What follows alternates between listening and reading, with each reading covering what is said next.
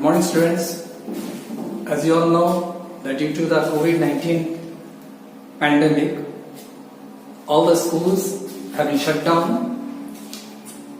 तो पढ़ाई तो जारी रखनी है, तो ऑनलाइन पढ़ाई का ही माध्यम है, जरिया है कि स्टूडेंट्स अप टू डेट रहे. I wish all of you a very good morning, and for class 8, let's start the first chapter of SST, and the chapter will deal with the rise and growth of the company power. इस chapter में हम देखेंगे कि किस तरह से company power Hindustan में आए तथा हिंदुस्तान में एक व्यापारिक रिश्ता वो जोड़ा. तो हम सभी जानते हैं कि हिंदुस्तान को, इंडिया को एक सोने की चिड़िया कहा जाता था प्राचीन समय से ही. तो इस हिंदुस्तान में, इसकी मिट्टी में इतनी वेल्थ था, इतना धनी देश था कि पूरा all over world and mostly the western countries they were attracted toward India. And वे लोग हर कोई इंडिया के साथ एक व्यापारिक रिश्ता रखना चाहते थे. As you all know that Mughals, the first Mughals हुए आए, उन्होंने हिंदुस्तान पर कई सौ सालों तक उन्होंने राज किया. एंड आफ्टर दैट बहुत सारा कंपनीज जो है, वेस्टर्न कंपनीज जो है, जो हिंदुस्तान में आए और हिंदुस्तान पर अपना व्यापारिक या जिसको कमर्शियल कॉलोनी जिसको बनाया जाता है, कॉलोनी, उपनिवेश, वे बनाए. Students, as you all know कि मेरा हिंदी बहुत अच्छा नहीं है, तो अगर हिंदी में कुछ मिस्टेक होता है तो आप सभी को जानते हो ना, तो जस्ट उसको सुधार के समझ लेंगे. तो सबसे पहले हम देखेंगे कौन कौन सा देश हिंदुस्तान में आया और क्यों आया. तो क्यों का तो आंसर मैंने पहले ही बता दिया कि the only goal was to make money, was to make profit, deal करके, बिजनेस करके हिंदुस्तान के साथ कि किस तरह से वो प्रॉफिट कमा सके. तो अब हम पहले बताएं कि मुगल का तो साम्राज्य था ही, मुगल एम्पायर था ही. तो सबसे पहले पोर्चुगीज, डच, फिर ब्रिटिश ईस्ट इंडिया कंपनी, बहुत सारा ऐसा वेस्टर्न नेशन से बहुत सारा ऐसा देश आया जो हिंदुस्तान पे अपना एक कमर्शियल या एक क्या उसे बोलेंगे, प्रॉफिटेबल मार्केट की तरह हिंदुस्तान को ट्रीट किया. एंड उन लोगों का एक ही मकसद था, to make profit, to earn profit. तो फर्स्ट हम पढ़ेंगे कि फर्स्ट चैप्टर है क्लास 8 का. फर्स्ट चैप्टर आप देखो, तो first chapter the rise and growth of the company power. Excuse मी.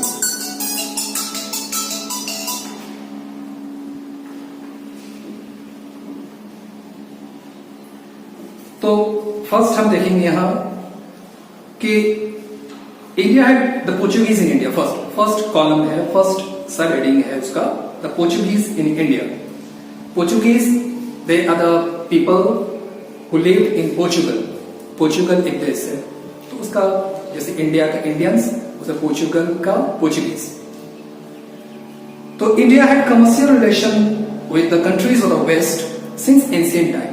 हमने पहले बताया कि हिंदुस्तान में बहुत पहले से ही वेस्टर्न कंट्रीज जो है वो कमर्शियल रिलेशनशिप रखना चाहते थे. The Mughal emperors had failed to guard their sea coasts due to the lack of strong navy. Mughal साम्राज्य तो था ही. हिंदुस्तान इतना विशाल देश है कि मुगलों का एक कमी क्या था कि वो नेवी उसका स्ट्रांग नहीं था, कोस्ट गार्ड जिसको बोलते हैं. तो हिंदुस्तान का आप देखोगे कि तीनों हिस्सा में, अगर आप इंडिया का मैप को हम जस्ट एक डिवाइड करके बता रहे हैं, कि अगर ये इंडिया का मैप देखोगे तो इधर में है water bodies, water body that is bay of Bengal, bay of Bengal. India का साउथ मैप आओ तो यहां है इंडियन ओशन। आप इंडिया का वेस्ट इस टाइप में आओ तो इधर में है अरबियन सी।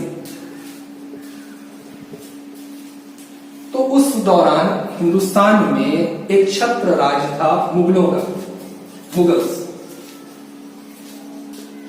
आई फॉलोइंग मी? फॉलो कर रहे हो? बस बहुत ही इजी वर्ड्स में मैं समझा रहा हूं। एसएसटी क्या है, हिस्ट्री क्या है? हिस्ट्री को अगर आप एक कहानी की तरह बताओ तो उसका इंपैक्ट बहुत लॉन्ग लास्टिंग रहेगा। तो हम देख रहे हैं कि मुगल्स का यहां साम्राज्य था, उसके बाद पोर्चुगीज आया, एंड मुगल्स का एकमात्र कमी क्या था ना कि इसका नेवी, तटरक्षक जिसको बोलते हैं, ये बहुत कमजोर था। मुगलों का नावल पावर जिसको बोलते हैं, NAVAL, repeat, NAVAL, novel power. तो मुगलों का नावल पावर जो है, तटरक्षक जिसको बोलते हैं, वो बहुत कमजोर था, जिसका फायदा वेस्टर्न कंट्रीज का जो भी यहां पर आया, जो कंपनीज इंडिया में पेनिट्रेट किया, उसको इंडिया को कमर्शियली एक्सप्लॉइट आप कर सकते हो। तो उन्होंने इंडियन, चूंकि मुगलों का नेवी नावल पावर बहुत कमजोर था, इसलिए सबसे पहले क्या किया कि पोर्चुगीज, इसको फायदा उठाते हुए पोर्चुगीज वे हिंदुस्तान में आए। अब आप पोर्चुगीज का जानते हैं कि वो लोग का नावल पावर बहुत स्ट्रांग था। उन्हीं में से एक थे वास्को डी गामा। उन्होंने एक नया रूट, सी रूट खोज करके हिंदुस्तान में आए। Now the Mughal empire had failed to guard their sea coast due to lack of strong navy. तो हमने पहले कहा था कि नावल पावर मुगलों का बहुत कमजोर था, जिसके कारण वे इस कोस्ट को या अपने टेरिटरी को उतना अच्छा से वो उसमें कंट्रोल उसका नहीं था। Thus, India's coast became an easy destination for European powers who fought for the control of Indian trade and rich natural resources. इसी का फायदा उठाते हुए, इस कमजोरी का फायदा उठाते हुए, जो वेस्टर्न कंट्रीज का जो था, यूरोपियन कंट्रीज जो था, वो हिंदुस्तान का natural resource and Indian trade को, इंडिया के साथ ट्रेड करने में इसको बहुत फायदा मिला। एक प्लस पॉइंट था कि मुगलों का नावल पावर, NAVAL या नेवी, कमजोर। Moreover, the geographical discoveries of the last quarter of the 15th century also opened the prospect of newer and more profitable market. अब geographical discoveries जो दूसरे देश से थ्रू नेविगेशन, जो दूसरे देश से, वेस्टर्न कंट्री से, यूरोपियन कंट्री से जो लोग यहाँ आए, क्योंकि उन्होंने बहुत सारा सी रूट्स उन्होंने डिस्कवर किया था। तो इस सी रूट्स को डिस्कवर करने के बाद वो शॉर्टकट, या अब आपको पूरा घूम के नहीं आना है, एक सी रूट डिस्कवर हुआ कि जिसके साथ बहुत कम समय में हिंदुस्तान में आ सकते हैं। उसी में एक जो फोमोस्ट नाम आता है हिस्ट्री में, वो है वास्को डी गामा। तो वास्को डी गामा वो एक पोर्चुगीज नेविगेटर थे। अब फिर से मैं एक बार और रिपीट करता हूं कि मैं अभी क्या पढ़ रहा हूं, किस सब टाइटल को पढ़ा रहा हूं, पोर्चुगीज। क्लियर?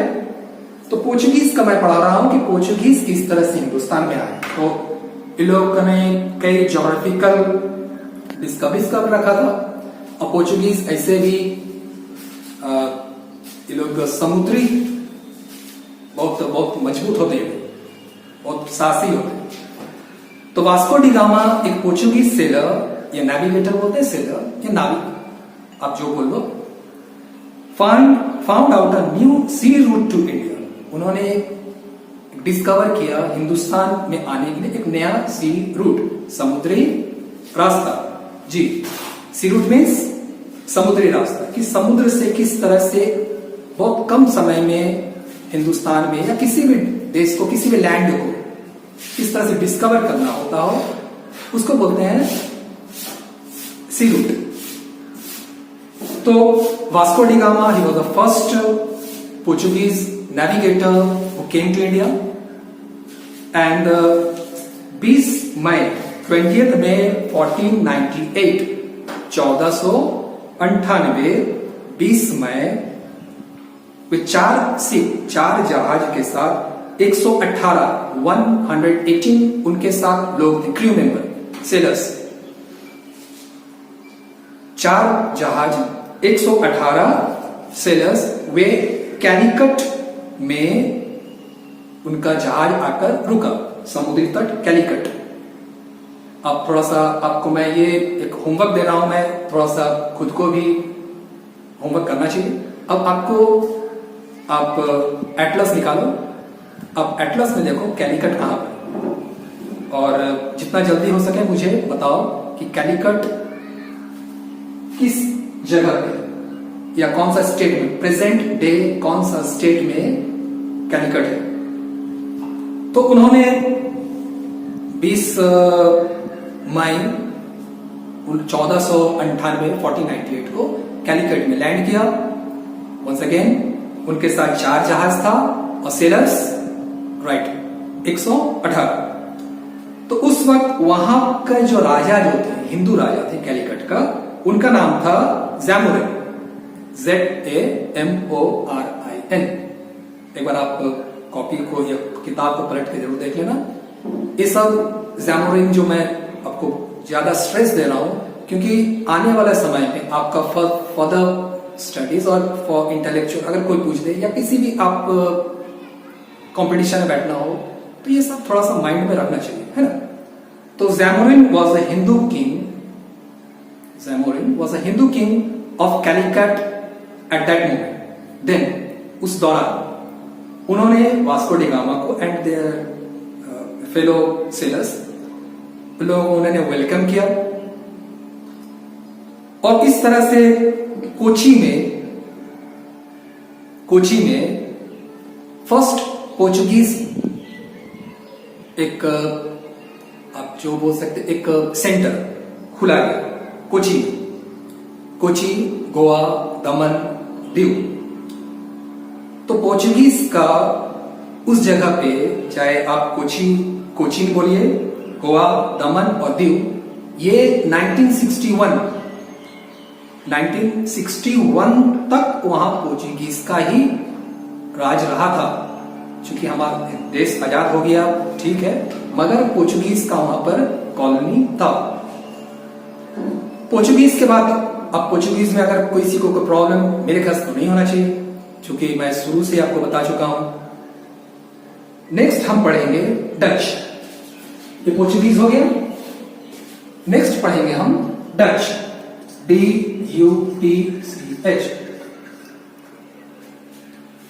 तो dear students, as I have earlier told you that if a person in India or any person from India, he or she is called an Indian. A person from Portugal is called Portuguese, and a person from Netherlands. देखो Dutch word जो है ना उसमें कई मिश्रित चीजें, mixture. खैर आप इसको डच ही रहने दो, डच। नाउ डच जो है पोर्चुगीज के बाद, पोर्चुगल का जो लोग पोर्चुगीज वो इन्होंने तो अपना कॉलोनी बना दिया, सक्सीड किया कॉलोनी बनाने में। अब इसको देखा देखी डच भी हिंदुस्तान में। इसमें एक बात बहुत इंपॉर्टेंट है और सभी को जानना बहुत जरूरी है कि हिंदुस्तान का स्पाइस मार्केट जो है, मसाला, SPICE, स्पाइस। आप पेज नंबर 5 में देखो, सब टाइटल है the Dutch in India, first line, 4th word SPICE। Spice का मतलब बोलते हैं मसाला। अभी भी हिंदुस्तान का जो स्पाइस मार्केट जो है पूरे वर्ल्ड ओवर में कोई टक्कर नहीं दे सकते।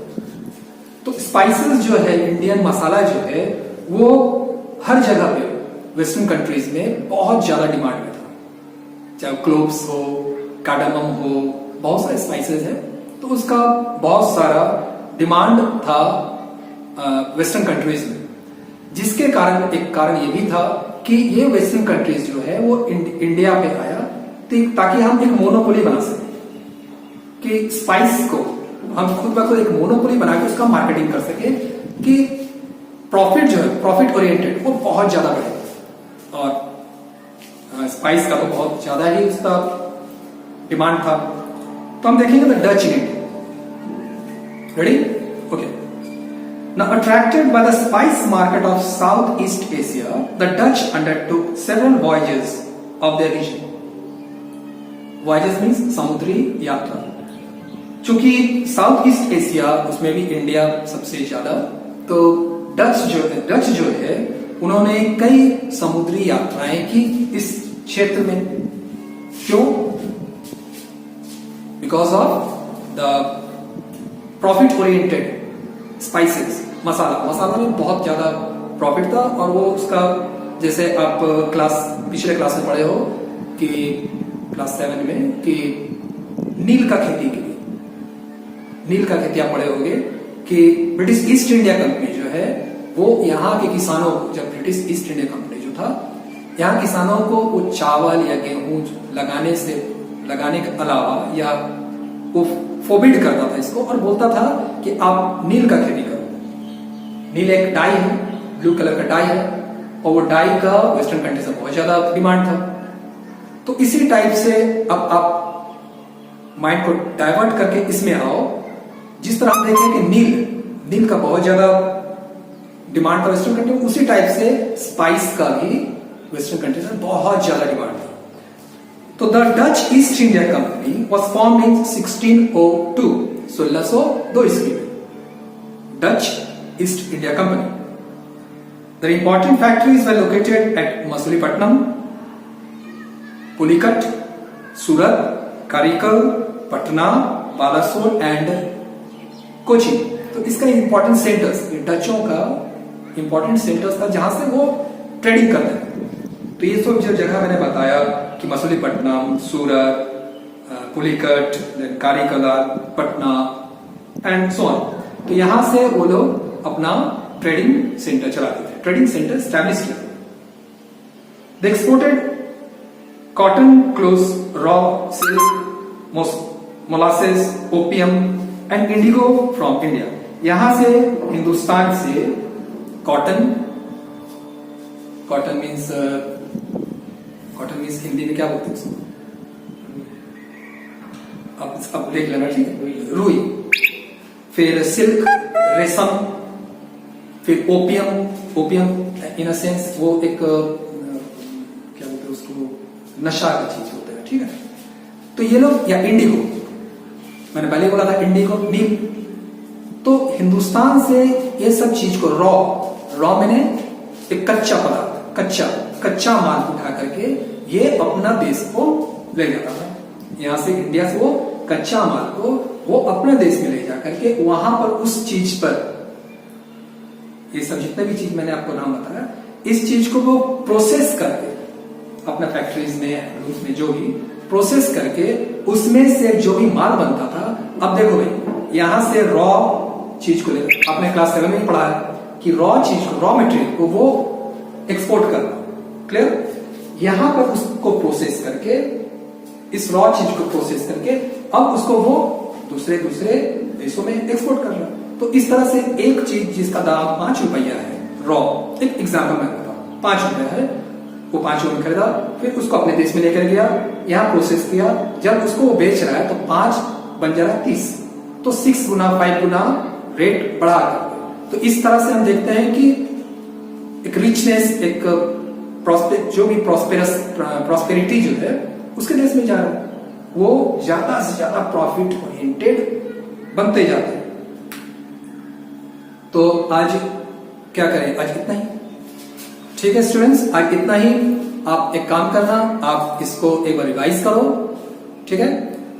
आप किसी भी सब्जेक्ट को ऐसे टेंशन मत लेना, बिल्कुल लाइटली, आप उसको आधा घंटा भी अगर आप रिवाइज करोगे तो आपके माइंड में जरूर 80% तो जरूर घुसेगा, और फिर 20% जो है आप उसको कुछ और बुक्स में एटलस वगैरह वगैरह देख के करो, तो मेरे ख्याल से ये बहुत ही अच्छा होगा। All the best, thank you.